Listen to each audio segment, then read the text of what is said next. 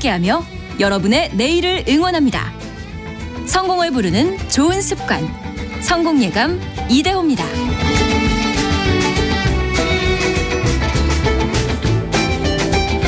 성공예감 이대호입니다. 2부가 시작됐습니다. 저희가 항상 10시 5분에 2부 시작하면서 경제상식 퀴즈 정답을 말씀해 드리고 있죠.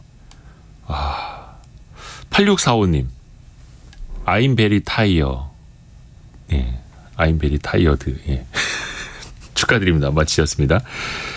0795님 장마 시작된다고 해서 안전운행을 위해서 타이어를 바꾸었는데 가격이 부담스러웠네요. 라고 맞습니다. 오늘의 정답 타이어. 가격이 만만치가 않죠.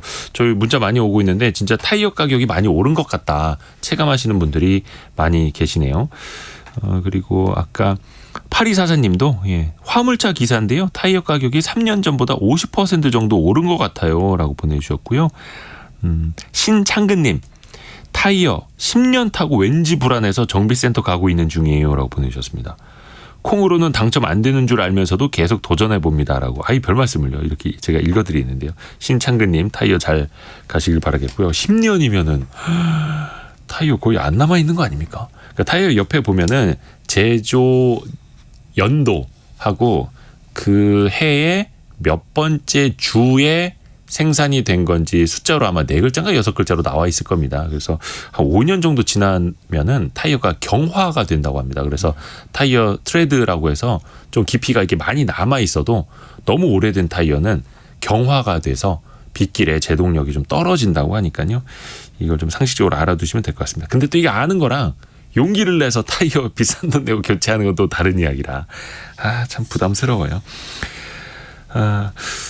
구독경제 많이들 들어보셨을 겁니다. 이게 사실 비용적으로 우리에게 정말 편리한 서비스를 많이 제공해 주기는 하는데 또 비용적으로는 부담이 되기도 하고 또 그런 구독경제를 더 강제적으로 사용할 수밖에끔 없게 특히 자동차 산업에서 또 이런 게 나타나는데 어디까지 우리가 해봐야 되는지 어떻게 잘 교통정리를 해야 할지 살펴보겠습니다. 서울벤처대학원 대학 구독경제전략연구센터의 전호겸 교수입니다. 어서 오세요. 예, 안녕하세요. 경제 칼럼니스트 전호겸입니다. 저희가 두 번째 같이 하게 되네요. 교수님 혹시 구독 서비스 이용하실 거고? 예, 그렇죠. 많이 쓰세요 혹시? 저도 솔직히 세어보니까 저는 약간 클래식하게 아직도 신문을 2개 구독하고 있거든요. 신문. 중앙지랑 경제지를 구독하고 있고요. 집에서 아직도 요구르트를 구독해서 먹고 있고요. 그것도 구독이라 볼 수 있겠구나. 그렇죠. 사실 제가 처음에 이제 구독경제 설명할 때 가장 처음에 설명한 게 신문 구독, 우유 구독, 요구르트 구독, 잡지 구독이었거든요. 저는 여기서 잡지 구독까지 하고 있으니까 클래식한 건 아직까지 다 하고 있는 거죠. 그리고 우리가 일상적으로 지금 사용하고 있는 뭐 OTT라든지 집에 있는 공기청정기라든지 뭐 정수기 이런 거 다 합치면은 뭐 사실 스마트폰 요금도 구독이거든요. 정액제이기 때문에. 사실상 우리 생활의 A부터 Z까지 사실 요즘에 다 구독인 거죠. 어떤 정액으로 금액이 계속 나가고 있는 걸 넓은 의미에서 구독경제로도 볼 수 있는 거고요. 그렇죠. 정기적으로 금액이 나가고 있는 거는 구독경제라고 봐야 되는 거죠. 우유 아이스크림, 녹즙 이런 것도 구독경제 되겠네요. 녹즙도 있고 굉장히 다양하게 하고 있죠. 근데 이제 OTT 같은 경우도 굉장히 다양해집니다. 그리고 오리지널 콘텐츠라고 해서 해당 OTT에 들어가야만 거기서만 볼 수 있고 그러다 보니까 예전처럼 뭐 지상파 몇 개만 무료로 거의 보다시피 하는 것보다는 넷플릭스도 가입하고 TV나 웨이브도 가입하고 이런 분들도 있거든요. 그렇죠. 부담이 너무 맞아요. 커지죠. 사실상 뭐 그런 식으로 따지면 반강제 구독 시대가 이제 예전부터 열린 거고요. 또 최근에 이제 강제 구독 시대가 작년부터 이제 막을 열기 시작했죠. 강제, 반강제 어떤 측면에서 그렇게 볼 수 있어요? 소비자가 선에서 가입을 하는 거 아닌가요? 맞습니다. 그러니까 반강제 아까 말씀하신 것처럼 무엇을 보기 위해서 어쩔 수 없이 들어가는 건데 강제는 무엇을 하기 위해서 어쩔 수가 없는 게 아니라 필요적으로 무조건 해야 되는 거죠. 아예 옵션이 없는 거죠. 그러니까 예를 들어가지고 작년 5월부터 8월에 한국, 미국, 일본에서 자동차 업계 관련돼 가지고 이런 일이 있었는데 한국에서는 작년 7월에 BMW 엉따 사건이라고 해가지고 혹시 아시나요? 엉따. 예, 그 열선 시트를 쓰려면 한 달에 23,000원씩 구독료를 내라고 했거든요. 엉덩이 따뜻하게 해주는 열선. 지금 맞습니다. 그냥 차 안에서 버튼만 누르면 되는데 맞습니다. 그거를 돈 내고 써라. 예, 월 24,000원, 연으로 따지면 23만 원을 내고 BMW에서 꽤 비싸네요. 예, 꽤 비싸죠. 그래서 굉장히 또 재밌는 게 전 세계에서 아마도 우리나라에서 최초로 나온 것 같아요. 왜냐면 이게 번역을 너무 일찍 하셔가지고.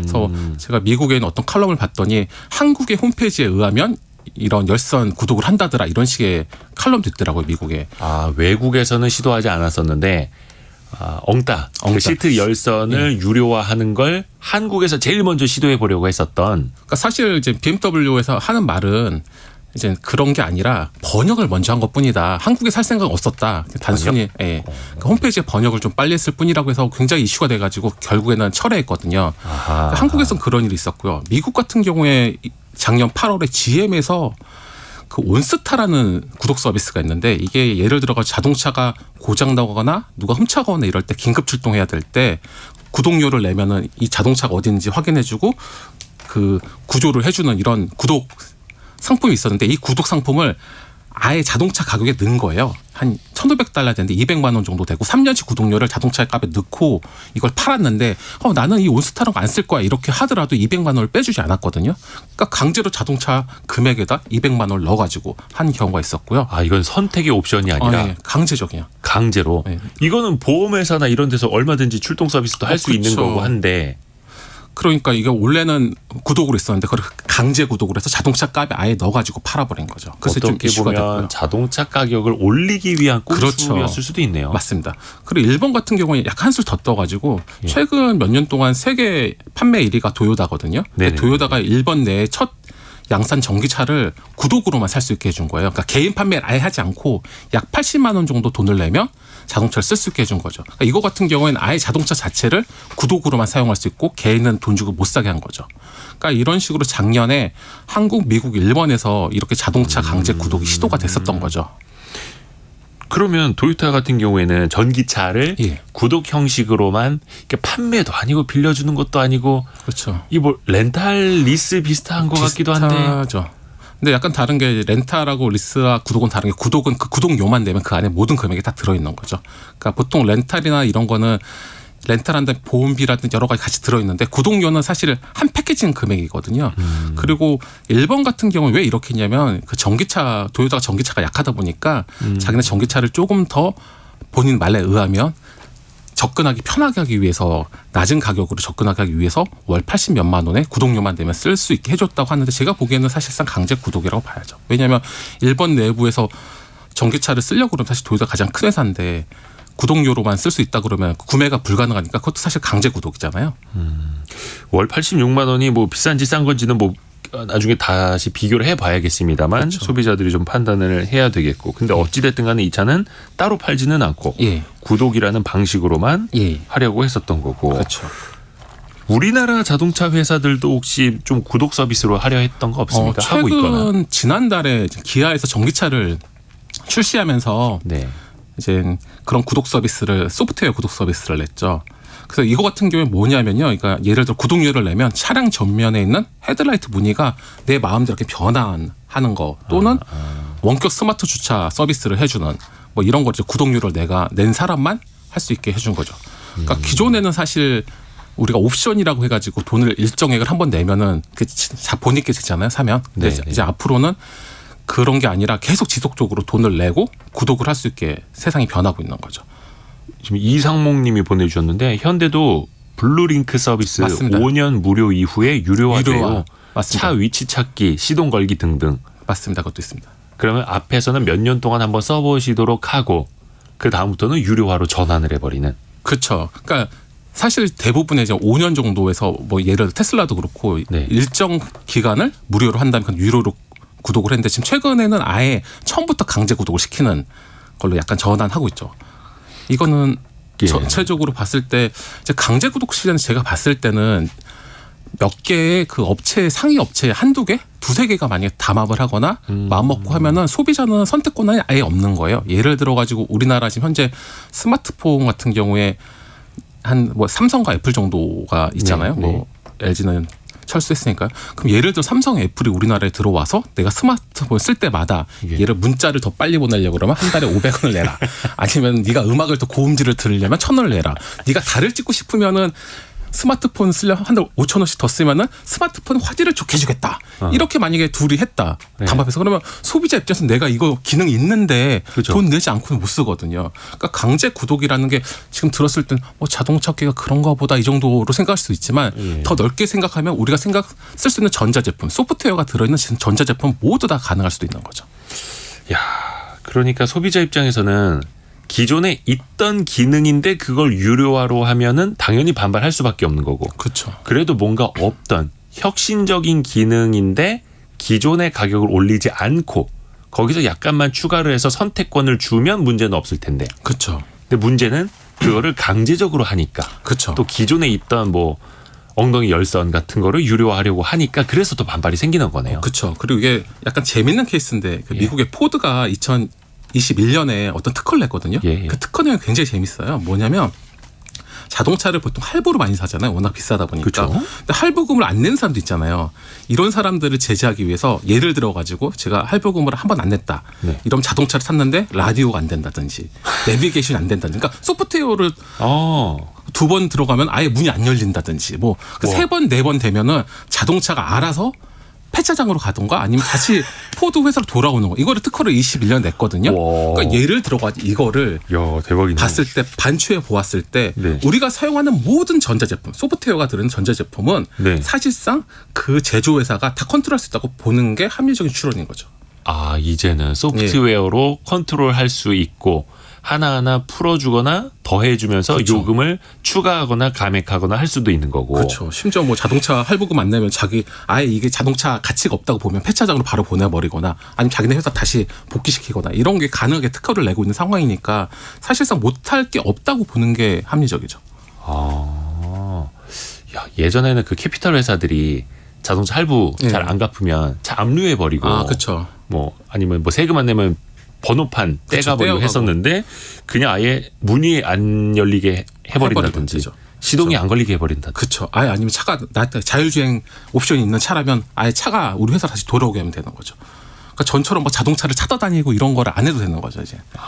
그런 식으로도 하나하나 컨트롤을 할 수 있게끔. 그렇죠.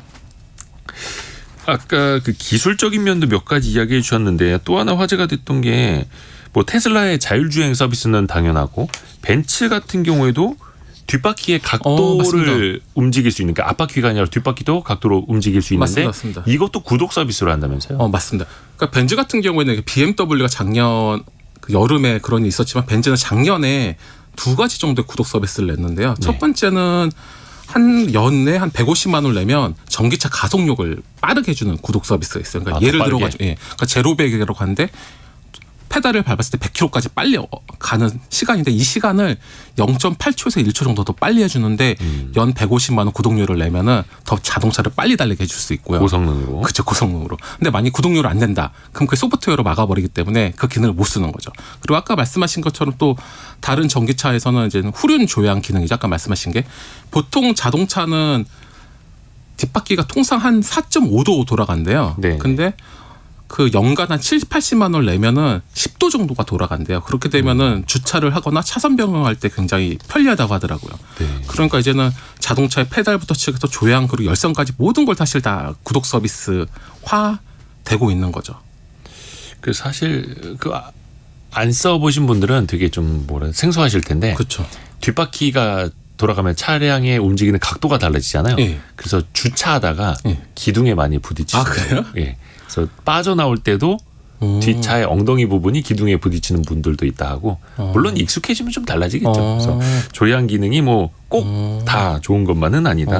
익숙해져야 그러네요. 된다. 물론 비싼 차니까 알아서들 다 조심히 그쵸. 운전하시겠습니다만. 그렇죠. 근데 중요한 거는 그래 그런 혁신적인 기능이고 뭐 차량 가격 더 올리려고 하는 것도 알겠고 근데 중요한 건 소비자에게 선택권이 있느냐 없느냐 그렇죠. 이거잖아요. 그러니까 지금까지 사실 구독 서비스란 게 엄밀히 보면은 약간은 자의반 타의반이 없지 않아 있었어요. 왜냐하면 예를 들어서 아까 말한 뭐 신문 구독, 우유 구독이 우리 이제 클래식한 구독인데 우유 구독 같은 경우 생각해 보면은 전엔 냉장 시설이 적기 때문에 매일 우유를 갖다 준 거거든요. 그리고 그 주변에 가게가 별로 없었잖아요. 그러니까 네네네. 사실 신선한 우유를 사는 게 쉽지 않았기 때문에 사람들은 우유 구독을 처음에 시작한 거거든요. 그러니까 사실 시작도 자의반 타의반이 좀 없지 않아 있었는데 이제는 자의반 타의반이 아니라 아예 강제로 이제 넘어가는 거죠.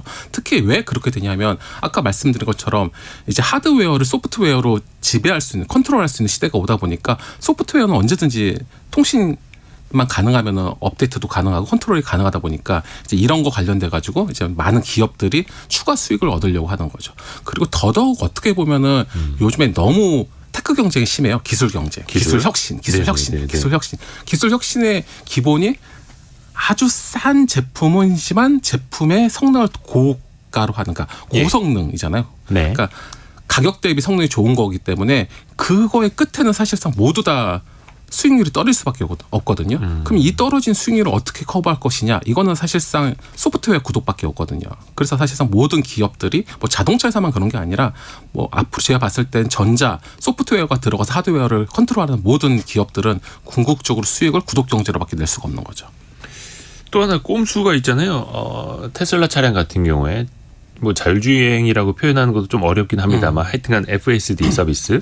근데 이것도 출고가에 포함이 되어 있는 게 아니라 그렇죠. 차를 산 다음에 별도의 비용을 내고 업그레이드하는 시스템이다 보니까 그렇죠. 차량 출고가에 붙는 세금적인 측면에서 좀 빠져나가는 것 아니냐라는 비판도 있던데요.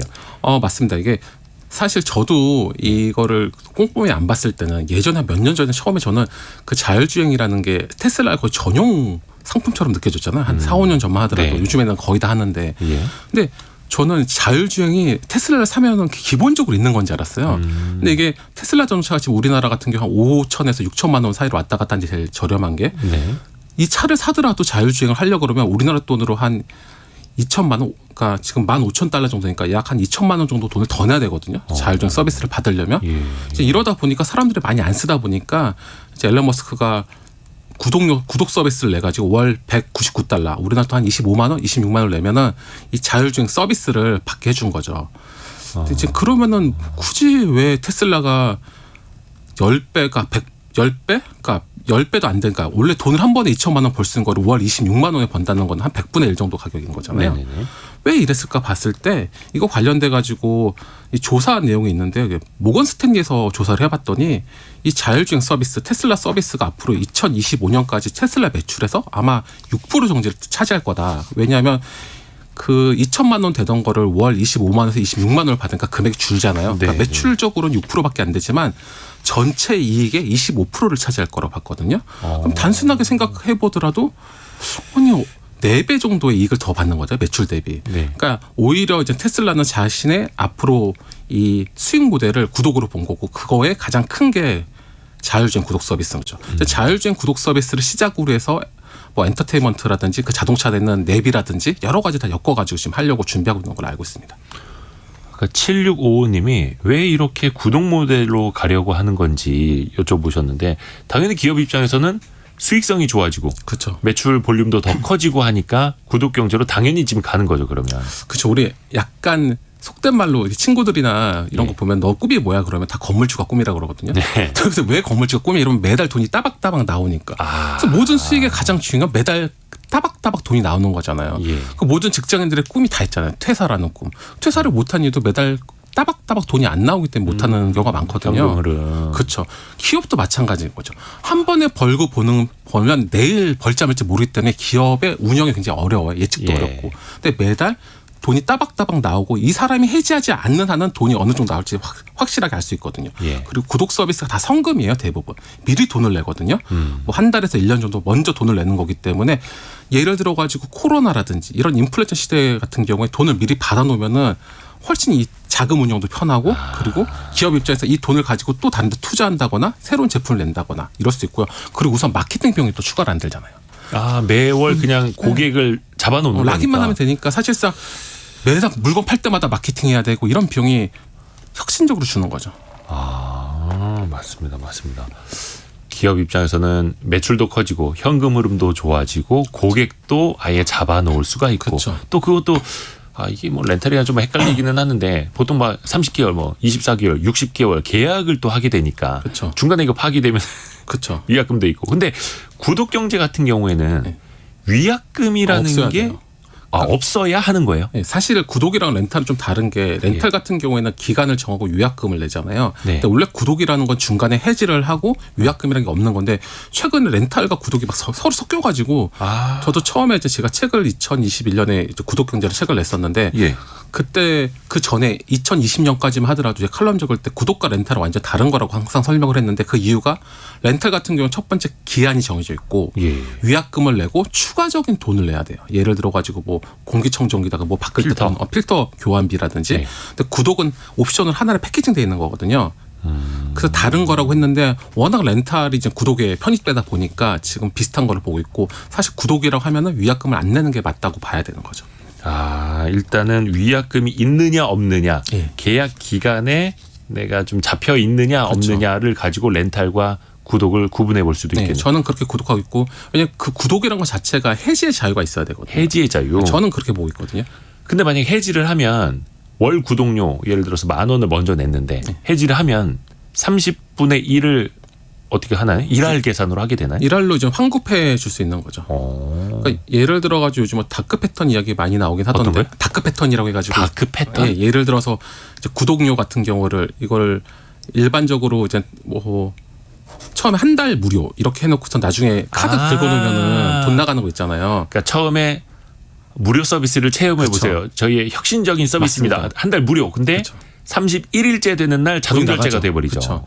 그래서 원래 이게 한 재작년까지만 하더라도 강제로 됐는데 예. 그러니까 이게 통지가 없었는데 이제 이 약간 그 규칙이 바뀌어가지고 그 구독자한테 통지를 하게 해주고 그리고 해지할 때는 그 해지 버튼을 같은 화면에 이제 보이도록 지금 권고하고 있거든요. 그러니까 다크 패턴이라 하면은 전에 최근에 이제 미국에서 약간 미국의 가장 큰 그 구독회사 중에 하나가 자기네 구독을 하고 이거를 해지할 때 해지 버튼 저 멀리 숨겨놔가지고 맞아요. 문제가 많거든요. 그게 다크 패턴인데 이제 그거를 못하도록 지금 정부에서 공고하고 있는 상황이고 이제 법적으로 완벽하게 법제한 건 아니지만 이제 규칙적으로는 하고 있습니다. 그러니까 사람들이 30일 무료 한번 써보고 내가 28일이나 27일째 해지해야지 했는데 까먹고 지나가는데 그거를 미리 한 일주일 전에 예. 며칠 있다가 자동 결제가 됩니다라고 알림을 의무적으로 줘야 되는 거고. 그리고 예를 들어 가지고 기업들이 제가 돈으로 냈잖아요. 네. 근데 이거를 돌려줄 때 그 기한만큼을 포인트로 준다든지 뭐 이런 경우가 있었거든요. 이것도 현금으로 웬만하면 주라고 지금 지침이 바뀌긴 했습니다. 근데 이거를 제가 봤을 때는 아예 법제화를 해서 강제적으로 강제적으로 할 필요가 있는 거죠. 그러니까 예를 들어 가지고 지금 미국 같은 경우에는 작년 말에 법제화를 했어요. 그러니까 뭐냐면 이제 자동차 관련돼서 이슈가 좀 많다 보니까 이제 그 하드웨어를 소프트웨어로 제어하는 경우, 그러니까 지금 뭐 아까 말씀드린 자율주행 이런 건 소프트웨어잖아요. 이런 거 말고 아까 말한 열선 같은 거 같은 경우를 법제화를 해서 이걸 강제 구독을 못 시켜 지금 법제화를 발의한 상태거든요. 아직 법이 넘어가진 않았는데요. 어떤 특정 기능은 자동차 회사나 이 기업들이 소프트웨어로 컨트롤 못하게 법적으로 막고 그걸 어길 경우에는 벌금을 내도록 지금 필요하겠네요. 법안을 발의한 상태고요. 제가 봤을 때는 이게 두 가지인데 우리나라 기업들이 구독 경제 굉장히 취약해요. 그러니까 사실상 구독 서비스보다는 테크 위주 제조업 강국이다 보니까 구독 서비스에 취업하다 보니까 사실 외국에 가서 지금 구독 경제를 못 하고 있거든요. 우리나라 기업들이 해외 진출할 때요. 예.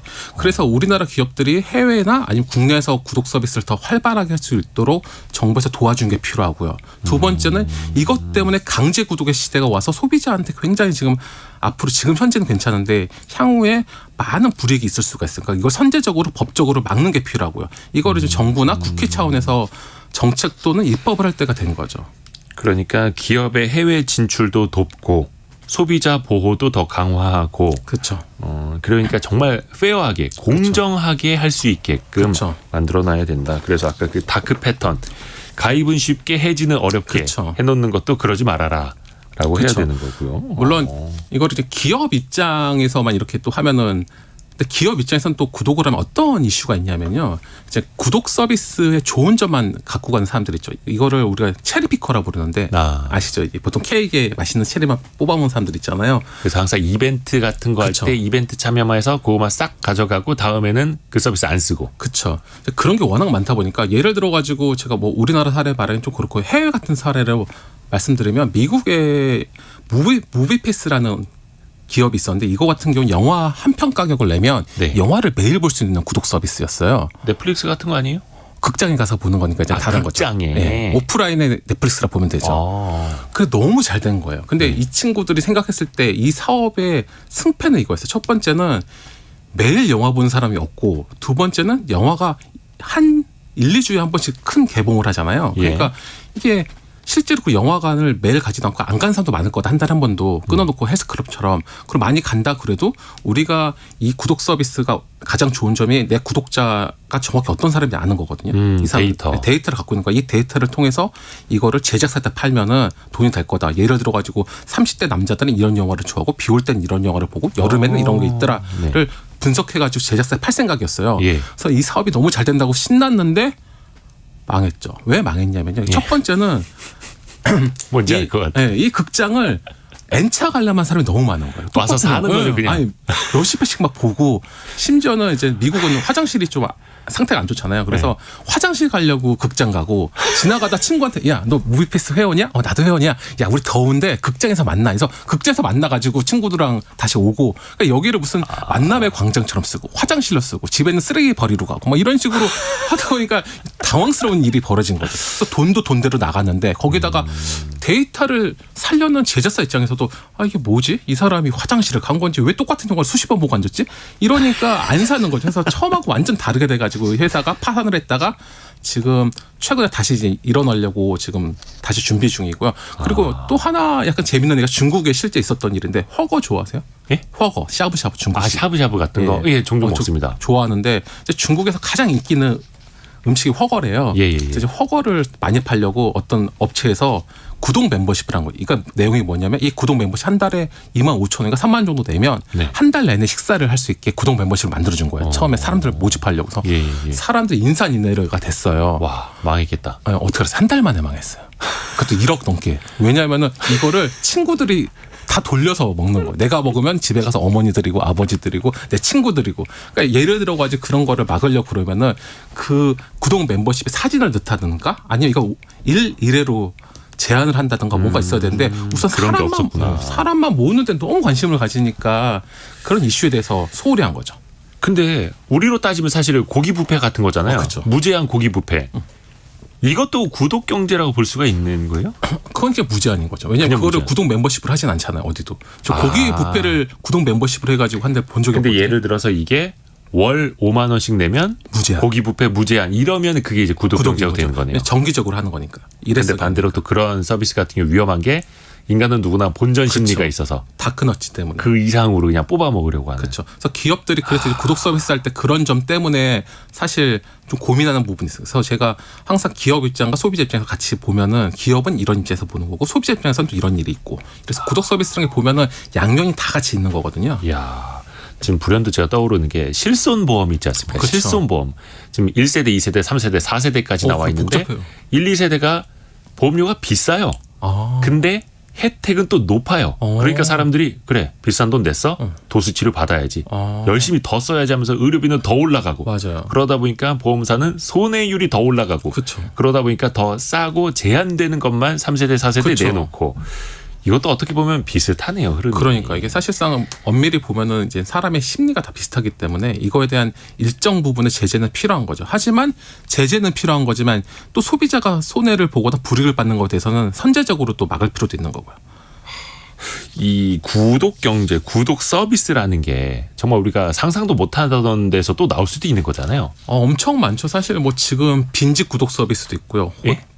빈집을 일본 같은 경우에는 그러니까 우리나라도 마찬가지 일본 같은 경우에 공동화 현상이 심하잖아요. 지방에 그 인구가 줄어들면서 근데 에어비앤비처럼 있는 집을 빌려주는 게 아니라 아니요. 이걸 예를 들어서 한 스타트업이 일본에 있는 업체가 스타트업이 그 지방에 있는 네. 빈집들 주인이 있을 거 아니에요. 그 네네네. 주인하고 만나가지고 계약을 하는 거예요. 그래서 이 빈집을 체인처럼 만들어서 이걸 리노베이션을 해가지고 예를 들어 45만 원을 내면 그 지역에 있는 빈집을 가서 살 수 있게 해주는 거죠. 그런 빈집 구독 서비스가 있고요. 이거 같은 경우는 굉장히 좋은 게 공동화 현상도 해결할 수 있고요. 우선 그 지방의 가장 큰 문제가 사람들이 안 오는 거잖아요. 그렇죠, 그렇죠. 그리고 도시 사람들도 예를 들어 제가 어렸을 때마다 또 외가가 대부분 외가친가가 지방인 사람이 많았기 때문에 아파트에 저는 쭉 아파트 살았는데 그러니까 시골을 경험할 수 있는 일이 외가나 친가를 가서 잠깐 경험하는 게 다였는데 저희 아이 같은 경우에는 아예 외가 친가가 지방에 없기 때문에 서울에만 있으니까 아예 어떻게 한옥이란 이런 데를 한옥 스테이를 가지 않는 한 생활을 못 하는데 그렇죠. 근데 일본도 마찬가지이기 때문에 어렸을 때 지방 한 달 살기 또는 이 코로나 때 텔레워크 그러니까 그 원격 근무를 하려고 지방에 가서 산다든 이런 식으로 해서 사람들이 지방으로 퍼지면서 그 지역 사회가 이제 하이퍼 로컬이 경제가 살아나는 그런 부수적인 효과가 있거든요. 그래서 일본에 있는 이 스타트업 같은 게 굉장히 잘 돼서 유사한 업체가 굉장히 많이 생기고 있고요. 이건 빈집이고 뭐 미국 같은 경우에는 별장 구독 서비스를 해가지고 남는 별장들을 모아가지고 스타트업이 계약을 한 다음에 구독 서비스 하는 것도 있고요. 그리고 뭐 이거는 사실 출퇴근 비행기 구독 서비스도 있고요. 네. 그러니까 출퇴근하는 비행기를 구독하는 거죠. 캘리포니아 주에서. 비행기를요? 비행기로. 왜냐하면 캘리포니아주 길을 밀리다 보니까 이 소형 비행기를 타고 출퇴근하는 게 더 가격이 쌀 때도 있대요. 길이 밀리고 여러 가지를 따졌을 때. 그래서 이거 관련돼 가지고 구독 서비스 하는 것도 있고 비행기 구독 서비스는 생각외로 많아 가지고 우리나라 같은 경우에도 전에 노제팬 이야기 나왔을 때 모 항공사 우리나라 항공사가 네. 월 일정 금액을 내면 일본을 왔다 갔다 할 수 있게 단기적인 구독 서비스를 한 적이 있어요. 그리고 지금 우주 구독 서비스라고 해서 구독료를 내면은 인공위성 구독 서비스도 가능하고요.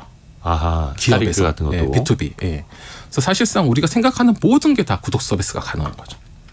형식 그리고 무엇을 대상으로 하느냐에 따라서 다 달라질 수도 있는 거네요. 근데 어떻게 보면 지금 미국의 시가총액 1위 기업 애플도 이 구독 경제를 정말 잘하는 회사잖아요. 또 충성 팬들도 많고. 아, 그렇죠. 어디까지 가능할까요, 또 애플은? 저는 사실 이제 사람들이 이제 저는 제가 칼럼을 2018년, 19년도에 그런 칼럼을 적었었는데 네. 사람들이 우리나라 언론에 잘 부각이 안 됐지만 2016년 10월에 골드만삭스가 그 애널리스트가 블룸버그라는 그 방송에 나와가지고 이런 말을 해요. 애플이 구독 경제사로 변할 때라는 말을 해요. 벌써 한 7, 8년 된 거죠. 네. 그때 했던 말이 이제 애플이 아마존 프라임이라고 있어요. 지금 저희가 이제 쿠팡하고 똑같 비슷한 건데 네. 이제 아마존 프라임이라 해서 이거를 애플 프라임이란 걸 만들어서 월 $50를 내면 핸드폰도 바꿔주고 애플 TV, 애플 뮤직 이런 것도 같이 포함해가지고 한 패키지 하드웨어와 소프트웨어를 합쳐가지고 아마존 프라임처럼 애플 프라임을 만들라고 말을 해요. 근데 자세히 생각하면 2019년에 애플이 아까 말한 것처럼 이제 구독 서비스를 이제 진출하기 시작하거든요. 네. 그때 보면은 애플 카드 지금 우리나라 굉장히 열풍이잖아요. 애플 카드가. 네. 근데 이거를 골드만삭스랑 같이 하고 있거든요. 이미 사실 사람들 2019년에 골드만삭스를 한지 알지만 제가 봤을 때 2016년 그 전에 이미 골드만삭스와 애플은 애플 카드를 빌려서 구독 서비스를 하려고 이미 준비하고 있었던 거죠. 그래서 지금 보면은 애플이 사실은 올해 아까 말씀드린 것처럼 일정 금액을 내면 아이폰하고 아까 말한 뭐 애플 디즈니가 애플 TV 그리고 애플 뭐 애플 피트니스 뭐 이런 구독 서비스를 합쳐가지고 한 패키징으로 해가지고 이제 구독 서비스 내려고 했는데 지금 1년 정도 뒤로 미뤄진 상황이거든요. 아, 아예 그냥 패키지로 묶는 거죠. 예를 들어 내가 뭐 한 7, 8만 원 낸다 그러면 아이폰 새로 나올 때마다 바꿔주는 거죠. 그리고 그 안에 있는 디즈니 플러스라든지 뭐 여러 가지 애플 피트니스 같은 상품을 쓸 수 있게 해주는 거죠. 그러면은 이게 락인 돼가지고 소비자가 절대 못 나가는 거죠. 그렇죠, 그렇죠. 왜냐하면 지금 한 예를 들어가지고 지금 애플 발표에 의하면 올해 1월달 현재 애플 기기 활성화된 애플 기기가 20억 개가 넘는데요. 애플 네. 발표에 의하면. 그리고 실제로 이 기기를 활용해가지고 아까 말씀드린 서비스 부분에 그러니까 서비스 부분의 대부분의 매출은 사실 구독 서비스거든요. 네. 이제 그 서비스를 사용하는 사람들이 한 9억 7, 8천만 명, 그러니까 그 10억 정도 되는 거거든요. 그러니까 사실상 지금 애플은 지금 전체 매출의 한 지금 2분기 기준으로 약 22% 정도로 이런 서비스로 매출을 내고 있어요. 그러니까 애플은 사실 아이폰 매출 다음으로 많이 버는 게 이런 서비스거든요. 그렇죠. 근데 굉장히 중요한 게 올해 1분기 애플이 드디어 미국도 1위지만 중국에서 1위를 했어요. 스마트폰. 중국에서도. 중국에서 1위를 했어요. 그러면 스마트폰만 많이 파는 게 아니라 이런 소프트웨어, 얘네 구독 서비스를 할 사람들도 더 많아지는 거죠. 깔아놓는 거죠. 인프라를. 그렇죠. 엄청 깔아놓는 거죠. 그렇기 때문에 지금 엄청나게 지금 성장할 확률이 높고요. 그래서 예를 들어가지고 지금 제가 항상 나와서 우리 구독 서비스의 가장 선두주자다라고 말하는 넷플릭스의 매출도 애플 서비스 부분 매출이 40%밖에 안 되거든요. 그러니까 그렇게 전 세계에서 제일 잘 나가는 구독 서비스로 잘 나가는 넷플릭스도 애플의 서비스 부분 매출의 절반에도 미치지 못하는 거죠. 그러니까 앞으로 애플의 구독 서비스 부분의 매출은 앞으로 엄청나게 성장할 수밖에 없는 거죠. 사람들이 계속 늘어나기 때문에. 그리고 애플은 하나의 이제 커뮤니티라고 봐야 되거든요. 제가 봤을 땐 이걸 저는 커뮤니티 경제라고 부르고. 커뮤니티다. 예, 왜냐하면 애플은 첫 번째는 저는 애플 쓰지 않는데 저는 스스로 이렇게 말하는데 애플을 쓰지 않는 가장 애플을 잘하는 전문가라고 말하고 있는데요. 애플 같은 경우에는 첫 번째는 애플끼리 문자를 보내면 색깔이 같지만 저 같은 안드로이드 쓴 사람을 연락하면 문자 색깔이 달라요. 그렇죠, 그렇죠. 예, 그리고 에어드랍이라서 본인들끼리 또 다시 파일 주고받고 가능하거든요. 네. 이게 커뮤니티거든요.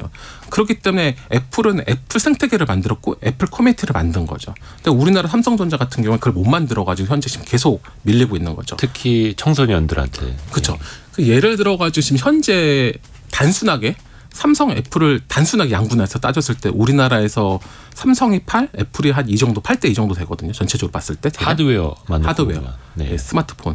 근데 10대와 20대 초반까지 봤을 때는 애플이 절반을 넘어요. 네. 그럼 이거를 봤을 때 청소년, MZ세대, 10대에서 20대 초반 중반까지는 애플이 커뮤니티화가 됐다고 보는 게 합리적인 추론이죠. 이분들이 나중에 10년, 20년 돼서 중년이 돼도 애플을 계속 쓸 거예요. 그러겠죠. 아이들도 쓸 거고. 못 벗어나죠. 그렇죠.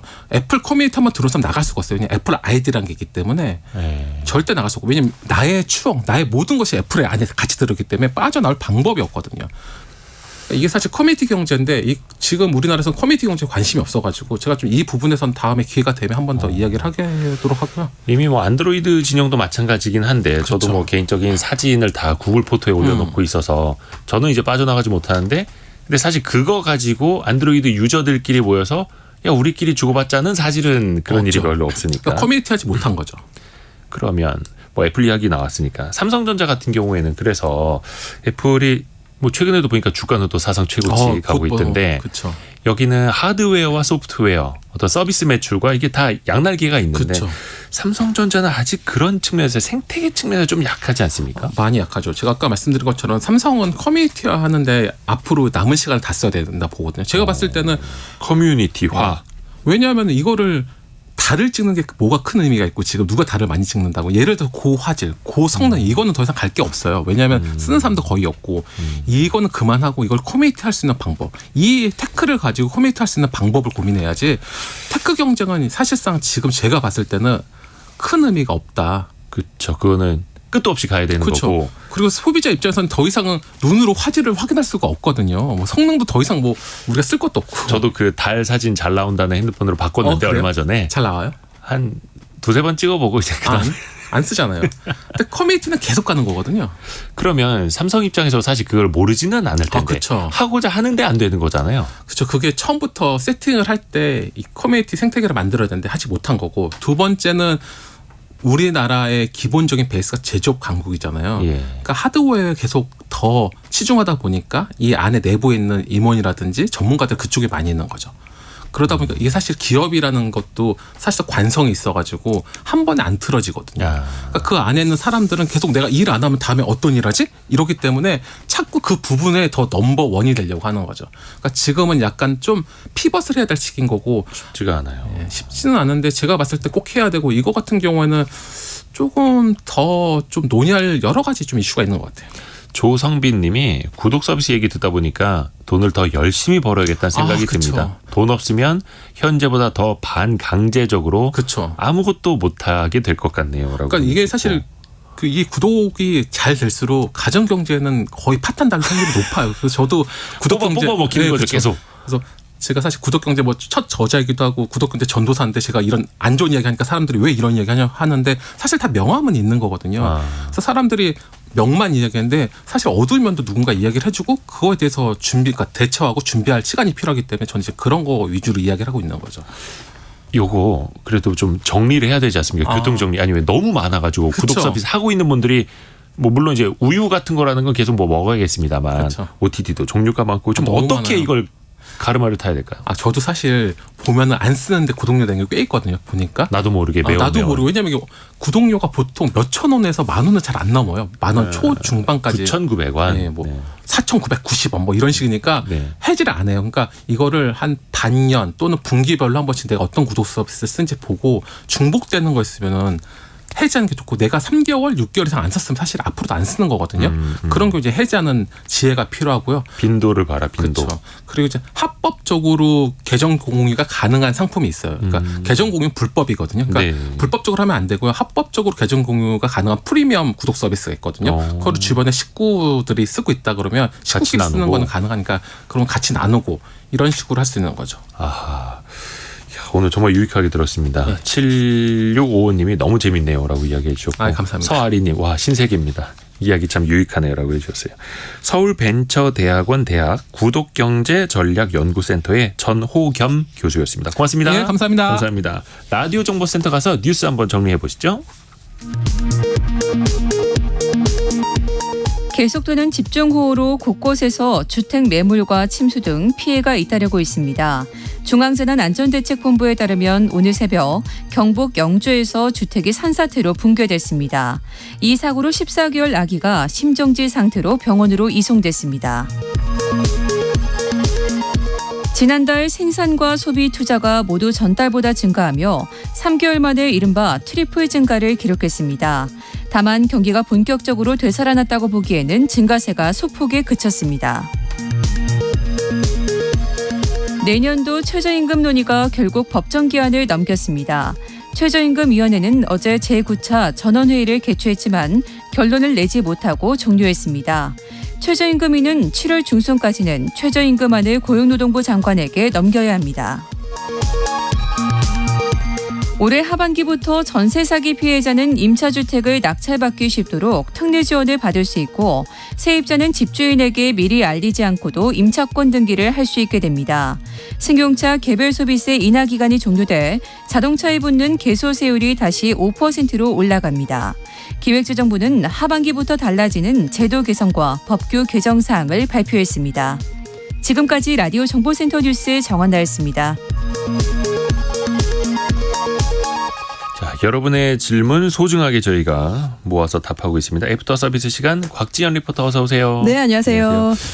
본격적인 질문 들어가기 전에 네. 조금 전에 올라온 전철호님의 질문부터 제가 답해드리고 갈게요. 네. 그렇다면 보험도 일종의 구독이라고 봐야 하나요?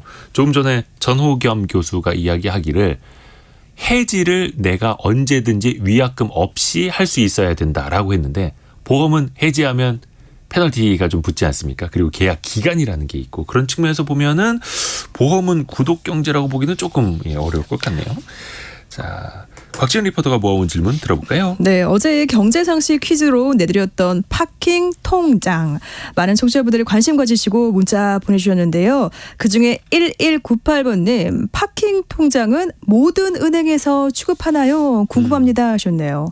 파킹 통장 사실 거의 모든 은행에 있다고 보셔도 됩니다. 그런데 파킹 통장이 고유 명사는 아닙니다. 그냥 네. 우리가 일반적으로 쓰는 용어, 범용적인 용어이고요.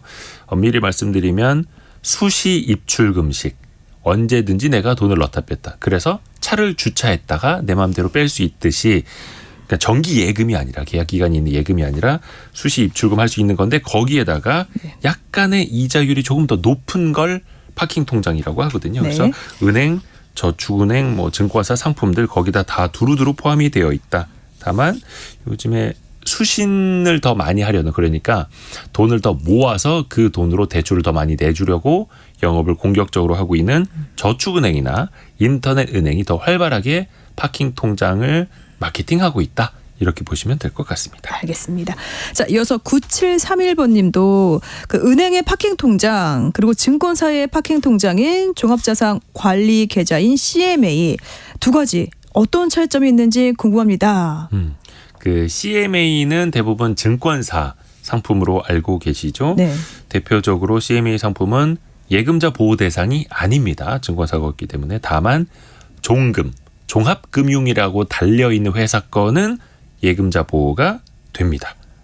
저축은행 파킹 통장은 당연히 예금자 보호가 되고요. 네. 월 복리형 상품이 대부분입니다. 이자가 붙은 걸 그 다음 달에 거기에다 또 이자를 보태주는 건데 CMA 같은 경우에는 1복리가 적용됩니다. 그러니까 매일매일 그 전날 붙은 이자에도 그 다음 날 이자가 하루하루 쌓이는 거여서 물론 이제 금액적으로 차이가 많이 나야겠습니다만 네. 조금씩 복리가 쌓여가는 속도는 좀 다를 수 있다라고 말씀을 드릴 수 있겠고, 그리고 한 가지 더 설명드릴 게 저축은행이나 인터넷은행의 파킹 통장 처음에는 금리가 뭐 한 3%, 많은 데는 5%까지 주기도 하는데 네. 이게 나도 모르게 금리가 낮아질 수도 있습니다. 왜냐하면 필요에 따라서 돈을 많이 더 모아야 되는데 그러면 저축은행들이 금리를 쭉 높입니다. 그래서 야 5% 드리니까 빨리빨리 저희한테 오세요 하다가 네. 우리가 예정한 계획된 금액이 다 모였네. 그러면 금리를 확 떨어뜨립니다. 이제 금리 얼마 안 되니까 여기 넣으실 필요 없어요. 이런 식으로 해서 수신 받는 돈을 수위를 조절을 하는 겁니다. 네, 그럼 잘 확인해야겠네요. 네. 자, 다음 질문은 청취자 김덕명님 그리고 이승규님이 보내셨습니다. 청약통장 금리는 정기예금보다 낮습니다. 이율 금리 높여야 되지 않을까요? 아파트 청약을 하기 위해서 청약통장 많이들 갖고 계시는데 네. 정기예금에 비해서 물론 낮죠. 이거 그렇죠. 뭐 5년, 10년, 15년 이렇게 갖고 있는데 얼마 안 됩니다. 네. 그나마 작년 11월에 0.3%포인트 올라서 2.1%. 그 전까지는 1.8이었다는 뜻이죠. 네. 이것도 기간에 따라서 달라집니다. 2년 이상이 되어야만 2.1%가 가고요. 근데 이게 어떻게 따져보면은 은행들에게 청약통장이라는 게 그리 매력적인 마케팅 수단이 아닌 거예요. 이걸로 사람들이 돈을 많이 넣지도 않고 어떻게 보면은 가입자가 청약을 준비하기 위해서 필요에 의해서 가입을 하는 거다 보니까 네. 굳이 은행들이 높은 금리를 들이면서 사람들을 모아놓을 필요가 사실은 없는 거죠. 그러다 보니까 은행들이 이걸 가지고 금리 경쟁은 별로 하질 않더라고요. 네. 자, 다음은 청취자 이은영님은 청약 통장도 자녀에게 양도가 되나요? 어떻게 라고 문자 될까요? 보내주셨어요. 그러니까 사실 이 부모가 청약 통장 가지고 있으면요, 자녀가 그 통장 물려받을 수 있습니다. 오호. 그러니까 현재 가입할 수 있는 주택청약 종합저축은 이 가입자가 사망해서 상속하는 경우가 아니면은 명의 이전이 어려웠습니다. 그런데 지난 8년 전 2015년 9월부터는 그 옛날의 청약저축도 해당이 되고요. 또 2000년 3월 26일에 이전에 그 가입한 청약부금 그리고 청약예금 그 당시 많이 가입하셨는데 이것도 명의 변경할 수가 있습니다. 네. 단 조건이 있어요. 이 청약통장을 물려받은 사람을 세대주로 변경해야 됩니다. 그러니까 같이 사는 자녀를 세대주로 바꾸고 부모는 그러면은 세대원이 돼야 되는 거죠. 이때 통장 명의를 바꾸면은 이 통장 예치금 그리고 그동안 쌓인 청약 가점까지 자녀가 이어받을 수가 있습니다. 단 이 물려받은 청약통장을 사용하려는 자녀는요, 자신이 가지고 있던 청약통장은 해지해야 됩니다. 그러니까 청약통장을 물려받으려면 네. 부모와 자식의 입장이 완전히 바뀌어야 하는 되죠. 거네요. 네. 오늘 곽지연 리포터 많은 소식 고맙습니다. 네, 고맙습니다. 저희가 앞에서 구독경제 이야기 많이 깊이 있게 해봤는데요. 성공예감 이데오입니다도 아주 좋은 구독 콘텐츠입니다. 근데 사실 저희가 따로 요금은 안 받습니다. 수신료 2,500원만 내시면 그 안에 저희도 다 포함이 되어 있습니다. 그래서 얼마든지 저희는 자유롭게 저희를 많이 구독해 주시면 좋을 것 같습니다. 내일 또 성공예감 주말판 별책 부록이 있는 날이죠. 앞에서 제가 오프닝 때 말씀을 드렸는데 비열한 시장과 도마뱀의 뇌. 왜 인간은 투자하기에 적합하지 않은 심성, 뇌 판단을 가졌는지 미래에셋 투자와 연금센터 이상건 센터장과 함께 이 책 재미나게 이야기해 볼 겁니다. 내일 아침에도 또 만나 뵙겠습니다. 성공예감은 오늘도 여러분을 응원합니다.